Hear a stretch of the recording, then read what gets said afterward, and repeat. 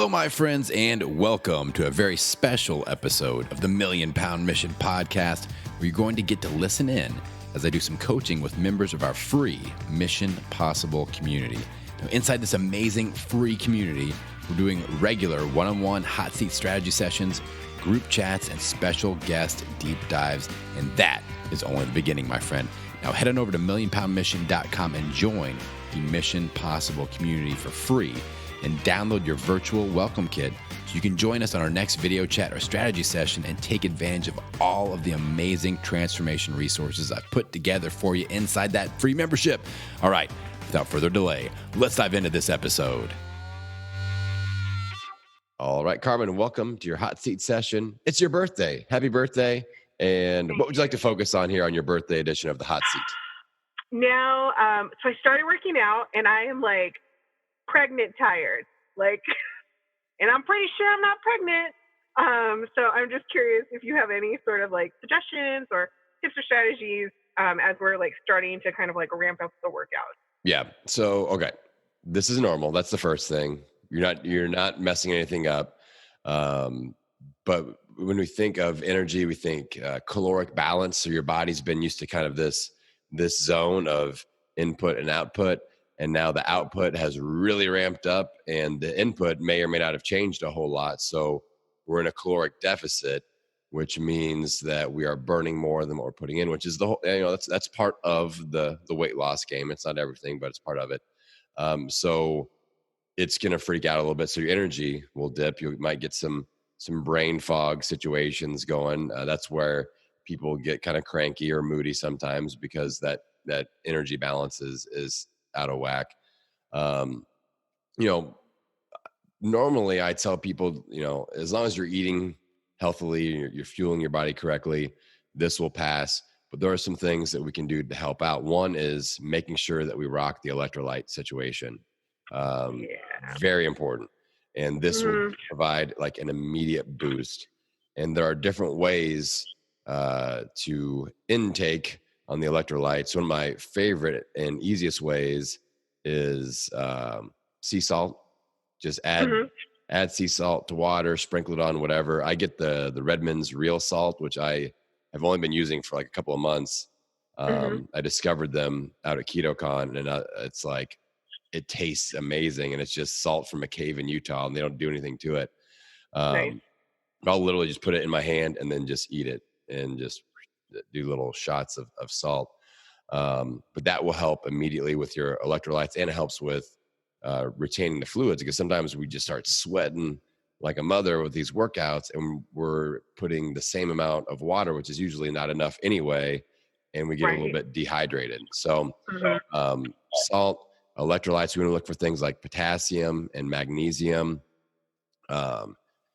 Like nuts are a good source of potassium and magnesium, avocado, bananas, things like that, depending on, the carb situation. Or like I just do supplements every day. I do a magnesium and a potassium supplement in the first meal and last meal.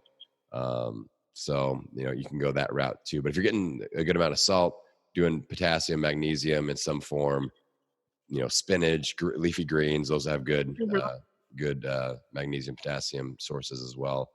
If we're doing that, then that will help level things up. You could also do like an electrolyte powder or drinks. Some people will do like the Powerade Zero, things like that. I'm not huge on artificial sweeteners, so I avoid those. I have little Noon tablets, NUUN, and they're supposed to be Yeah. And there's one, there's a vegan one that I like that's called Vega Hydrator, VEGA Hydrator. And the lemon lime is really good. And you just do a little scoop and put it in your water, and it kind of tastes like lime jello, which I like. So, so that, doing that should help a ton. So just kind of letting your body stabilize. That's one method. Just kind of sit and wait, but making sure we have salt, making sure we have electrolytes going. That's going to help a ton. Sleep, maybe a little bit extra sleep is okay. So getting to bed a little bit earlier, letting your body adjust. But you just got to think like your body is essentially consuming itself. It's burning fat stores now. It's not used to doing that. It's kind of like as you It's make that, been living a plush life. well, it's like Fully. switching to a different grade of gasoline. Like it's used to like Uh-huh. sugar and calories Uh-huh. coming in and not a whole lot of output, and it can just kind of coast at a certain RPM level. And now the RPMs have really increased, and you switch to a different type of gasoline, and your body's just freaking out a little bit. Mm-hmm. So it's all normal and it'll all stabilize. How do you feel like your nutrition has been? Has your nutrition kind of been on par with the exercise level? I ate like 3 salads in the past like, couple days. I'm like, Nice. thank you. Good. So we're getting Good. there. It's been a little interesting. On Wednesday, our fridge broke. So that was really helpful for Thanksgiving leftovers because Oh my there was God. no fridge to put them in. So we've been like kind of living out of our food box with all of the vegetables. So Yeah. it's and a cooler. Like Yeah. been a little Yeah. adventurous. But we got some good salads in, so that's good. Good. Well, Mhm. just try to get as much protein and focus on some healthy fats as well. That will help with your recovery, and soreness from the workouts and all that. And that'll help with just being full. And Mhm. that's what we want. So, yeah, as long as you feel like you're fueling correctly, then that will help with the whole I'm tired as a pregnant mom feeling that you've been experiencing. Now, with your workout routine, how many days a week are you going in and Oh my gosh. you're doing classes, right? Yeah. Yep. So I was planning to do 3 days a week, and then they had a Black Friday sale. They were like, bring a friend. So I took my mom, and then she signed up. So then we ended up going back Saturday, and there was something wrong with her monitor. So then we ended up going back Sunday. So we did like 3 days in a row, which I was Okay. not entirely prepared for, but we survived. So I think we'll probably settle on like maybe like 4 days a week. I think it'll be okay. Yeah. Mhm. Yeah. I would Yeah. say so. You want to start to just kind of experiment and take notes with what your body likes, what it doesn't like, with your recovery, your Mhm. sleep levels, your soreness levels. So you might settle, and this can change too. So you should always, Mhm. I'm always just kind of paying attention. I switch my things around when my body starts talking to me a little bit. But you could think like, oh, every other day, that'd be 4 days a week, or maybe go 2 on, 1 off, and that'll kind of shake Mhm. out similarly. So finding a little rhythm like that, but I would try to find some sort of a rhythm so that you can get a pattern. So it doesn't be like, Mhm. oh, 1 week I go 4 times, next week I go 0 times, then one Yeah. time, and then 2 times. So just try to find something. And that way we can kind of, when we set up your 28-day workbook cycles and things like that, we Mhm. can do apples to apples comparison and be like, well, our workouts are comparable, but we changed this one thing with our nutrition and we got this result. So yeah, try to experiment a little bit, especially these last few weeks of the year. It's a good time to kind of be experimental. And that way we hit January with a little bit of a tight regimen and those habits in place. And you can just, you kind of get in that flow and you're like, all right, these are the days that I work out and this is what I do. Right. I'm a gym goer. That's me. Nice. Nice. So are there Yeah. any other like danger zones that are presenting themselves right now as far anything that's holding you back? Well, I'm going out for drinks tonight, but that's it's my birthday, Yeah. and so that's fine. But I don't know. Again, the broken fridge, I feel like has helped a lot. So just Well, you just got to be hanging in careful like going there. out to eat and stuff like that. Like that Yeah. might happen more. And like, how does it normally go? So we just had Thanksgiving last week and Hmm. then your birthday, and then we got like Christmas and holiday party season right there. Is this normally more of a slippery time of year for you? I feel like the regular part of my year when I'm like, let's order out pizza like 2 or 3 times a week is like the slipperiest. Okay. So I don't necessarily feel as much the impact from the holidays themselves. Okay. Because generally my other eating has been so bad that it's like, yeah. So I think it's a really nice place to be at currently that we're just like tightening up. And I appreciated your like produce and protein focus. And so I felt like that was really helpful. Cause like every time I go to eat, I'm like, is it produce and protein? Like it's just a Yeah. really easy thing to think about Yeah. versus like clean eating. And then what does clean eating actually mean? Yeah. Like it's a nice label. Like it's a great label, but yeah, I find that that's like a little bit more specific and concrete, so it helps me a lot. Yeah, and like little tiny rules like that, Mhm. the protein and produce rule, and then you can start once you get that going, you can start thinking like, all right, what do I not eat? What do I avoid? And you could say like, all right, Yeah. I'm avoiding sugar, or I'm avoiding processed foods, or pasta, or you can get specific like Mhm. pizza. That's a danger zone food, or foods that lead to overeating. With like Yeah. some people, it's even like quote unquote healthy things like yogurt or nut butter. Like then that turns into a whole like you just start mass consuming it. So yeah, like I'm like that with like cheese sticks and yogurt. I can Go to eat, town. yeah, I can eat an amazing amount of those things. So I don't start. That's the key. But nut butter, I'm all right. I'm good with my tablespoon. I take my butter knife and I level it off and down it goes. I love it. I We're good love to it. go. But no, I think like navigating this time of year now, your birthday, Thanksgiving, like those are cheap meals, and that's not those aren't days that we beat ourselves up about it. Like that's way different Mhm. than, like if you were you're in your car right now going and hitting Pizza Hut right after this because you have an emotional situation going on. Like Right. that's what we want to avoid, but Mhm. like you have a planned thing with, your friends and family, like those are days that you just use the cheat meal. And that's why we have the cheat Mhm. bank. And that's why we incorporate it in our plan and we don't beat ourselves up about it. And it's not a big deal.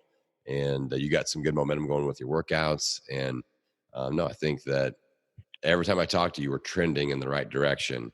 And Slowly but surely. that's Yeah. the important thing. I mean, Mhm. it's not like, sometimes people just spin their wheels a little bit. I don't feel like you're doing that right now. And like we're getting some traction, and you kind of just put one stake in the ground, then you get another one, and you're just climbing that ladder. And all of a sudden, 2020 hits and you've got some good momentum going, and we're cooking a little bit here. Really good. I did want to ask, we've been thinking a little bit about holiday traditions, and if you had any suggestions, I really wanted to do something like decorating cookies, but that didn't result in a bunch of like sugary cookies in our house. Okay. So I have a 5-year-old, so we're just thinking about those sort of like family traditions and what they could Yeah. look like, That these aren't food related. Yeah. And I yeah, mean, I mean, you could always, yeah. Could ask in a group too. yeah. Could So probably ask just in a group. ideas off the top of my head. Like our kids did a thing with their school where they each packed a box to donate to a kid that wasn't getting present. Like they just did like a little shoebox, and then Mhm. they like got little tiny presents and gifts, and they wrapped everything all together, and then they shipped that out, and that's cool. And you can always do like home decorating, or you could Mhm. cook food and take it to like a community kitchen type thing, or stuff like that. Or Mhm. you know you can still make cookies and just bring them to school, or Oh yeah. stuff like that.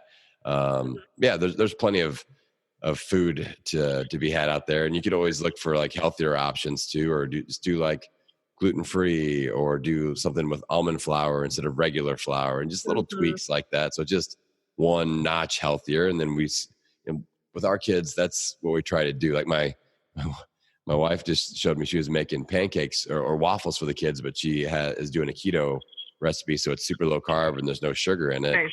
and it's like almond flour, and the kids are going to eat the heck out of it. And it's got fiber and protein and almond flour in it, so we're Nice. pretty much good to go. So there are little hacks like that, but it depends if you want to directly replace one food experience with another, or if you just want to have a family experience, which, you know, like we love going and getting our own tree and picking that out and getting like a real tree. And then it's a pain in the butt because it starts to like drop all the needles everywhere. And then the Uh-huh.